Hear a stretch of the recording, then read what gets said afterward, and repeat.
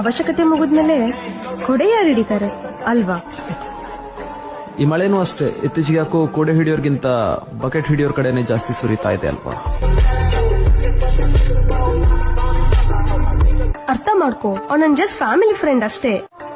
ಹಾವು ಎಣ್ಣೆ ಆಟದಲ್ಲಿ ಮಾವುತನ್ಗೇನ್ ಕೆಲ್ಸ? ಅವ್ನ ನಮ್ ತಂಟೆಗೆ ಯಾವತ್ತೂ ಬರಲ್ಲ. ಅವನಿಗೆ ನಮ್ಮ ಅವಶ್ಯಕತೆನೂ ಇಲ್ಲ.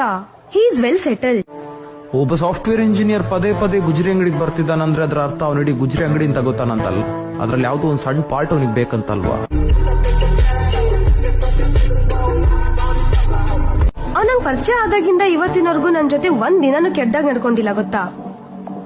ಒಲೆ ಇನ್ನೂ ಒಂದೇ ಸ್ಪೀಡಲ್ಲಿ ಉರಿತಾ ಇದೆ ಅಂದ್ರೆ ಅದ್ರ ಅರ್ಥ ಇನ್ನೂ ಬೇಳೆ ಬೆಂದಿಲ್ಲ ಅಂತಲ್ವಾ?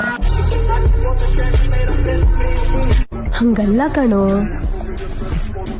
ಅಪರಾಧ ಖಾತ್ರಿಯಾದ ನಂತರವೂ ಅಪರಾಧಿ ಅಪರಾಧದ ಪರವಾಗಿ ನಿಲ್ತಾನಂತಂದ್ರೆ ಅಪರಾಧದಲ್ಲಿ ತನ್ನ ಶಾಮೀಲು ಇದೆ ಅಂತಲ್ವಾ?